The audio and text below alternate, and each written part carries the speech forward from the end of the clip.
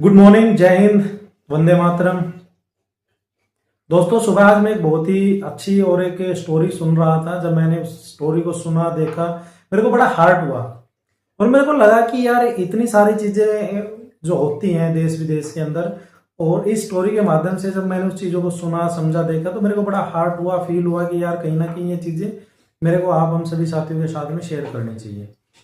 कहानी की शुरुआत कुछ ऐसे है कि एक बार की बात है कि हमारे बोधि भिक्षु मंक होते हैं जो हमारे देश से होते हैं और वो जापान के अंदर रहते हैं 8-10 साल से। उनका वहां पे बहुत अच्छा याराना रहता है, बहुत अच्छी चीजें रहती है वहां के जापान के बोधि भिक्षुओं के साथ, वहां की जनता के साथ, सारी चीजों के साथ में अच्छा रहता है। लेकिन इतना सब होने के बावजूद में भी उनके साथ में एक प्रॉब्लम चल रही थी कि कोई भी जापान के व्यक्ति उन्हें अपने घर इन्वाइट नहीं करता था, अपने किसी फंक्शन में, अपने फैमिली में और ऐसी सब चीजों में। तो इस बात से वो बड़े दुखी परेशान रहते थे कि सभी अपने तो लगते हैं लेकिन अपना जैसा व्यवहार नहीं होता। तो ऐसे में वो क्या करते हैं, एक अपने क्लोज जो उनके वहां पे एक मित्र रहते हैं उनको बोलते हैं और कहते हैं कि ऐसा क्यों करते हैं कि मेरे साथ में, मैं पिछले 8-10 साल से यहाँ रह रहा हूँ, सबसे अच्छी दोस्ती मित्रता है, उसके बावजूद भी कोई भी मुझे अपने घर नहीं ले जाता, मेरे को फंक्शन मीटिंग या इन सब चीजों में नहीं इन्वॉल्व करता है। तो वो उसे कुछ नहीं कहता, जवाब नहीं देता है। लेकिन बार बार उसे पूछने के बाद में तो जापान का जो बोधि भिक्षु मंक होता है वो एक मतलब अपना बताता है उसे, और जब वो चीजें बताता है उसे सुन के जो मेरे को फील हुआ है बहुत ही अजीब लगा और मतलब एक लेसन के तौर पे लगा कि यार रियल में सब चीजें होती हैं। तो जापान का जो बोधि भिक्षु मंक होता है वो कहता है कि हम भारतीयों को अपने घरों में इसलिए एंट्री नहीं करवाते या अपने परिवार में क्योंकि भारतीय लोगों को हमें एक लेसन के तौर पे पढ़ाया जाता है, ना कि एक शूरवीरता के तौर पे। जी हाँ, वहां पे हमारी जो जितनी भी घटनाएं हुई हैं, जो भी हमारी महानताएं हैं, संस्कृतियां हैं, जो भी कुछ XYZ हुआ है, उन्हें एक लेसन के तौर पे पढ़ाया जाता है, महानताओं के तौर पे नहीं पढ़ाया जाता। उन्हें वहां पे उन्होंने बताया कि कैसे हमारे हिंदुस्तानियों ने ही अपने ही लोगों पर कैसे जुर्म करे हैं, उन सब चीजों के बारे में बताया जाता है। कैसे बाहर से विदेशी आक्रमणों को अपने घर में बुला के हमने अपनों को ही मरवाया है।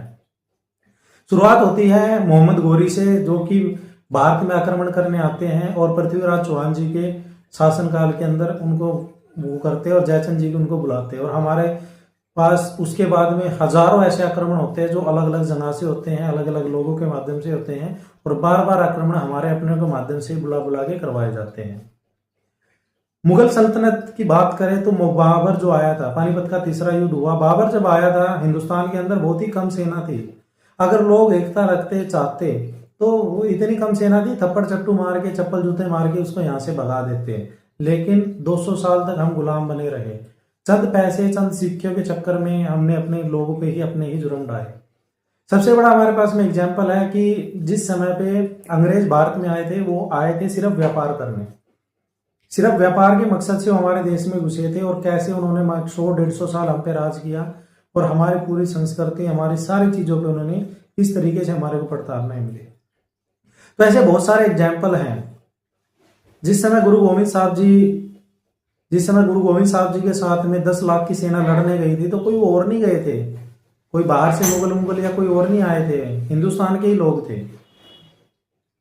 भगत सिंह को फांसी पे चढ़ाने के लिए कोई अंग्रेज नहीं आया था, उनके बारे में दलील वलील सब चीजें करने के लिए वो हिंदुस्तान के ही लोग थे। चंद्रशेखर जी के बारे में कि वो कहाँ छुपे हैं, किस पार्क में छुपे हैं, किस जगह पे है, उनके बारे में किसी अंग्रेज ने नहीं दी थी, हमारे अपने ने ही दी थी। ऐसे हजारों एग्जाम्पल हैं जिनमें हमारे अपनों ने ही हमारे अपनों पे ही जुर्म करवाए हैं। हमारे अपने ने ही कुछ चंद पैसे, चंद स्वार्थ के चक्कर में और अपने आप के अपने दिमाग को बेचा और इस अपने ही देश से गद्दारियां करी हैं। और ये ऐसा नहीं कि पहले था अब नहीं है, अब भी ऐसे ही है। बहुत सारे लोग हैं। आज भी बड़ा दुख होता है कि जब एक 50, 60, 70, 80 हजार रुपये कमाने वाला अधिकारी एक 100-200 रुपये एक रेडी पटरी वाले से कमीशन के तौर पे लेता है। आज भी बड़ा फील होता है कि इस कमीशन के चक्कर में और हमारे देश के भ्रष्टाचार और उन सब चीजों के चक्कर में हम एजुकेशन के अंदर, स्पोर्ट्स के अंदर, हर जगह के अंदर आज भी हम बहुत ज्यादा पीछे हैं। तो कहीं ना कहीं हमारे लिए एक बहुत बड़ा लेसन है। और जब मैंने इस स्टोरी को सुना, कैसे एक जापानीज बोधि भिक्षु मंक ने हमारे को बताया कि हम हमारे वहां पे शूरवीरता नहीं, एक लेसन है, तो बड़ा अजीब लगा। तो स्टोरी के अंदर बस यही है कि धर्म जातियों को साइड में रख के हम सभी देशवासी हैं, हमें देश को आगे बढ़ाना है, मिलजुल के अच्छे से रहना है और एक दूसरे की सपोर्ट करनी है। और सबसे बड़ी बात है कि हम हिंदुस्तान के हैं, हिंदुस्तान को आगे लेके चलना है। जय हिंद, जय भारत, वंदे मातरम।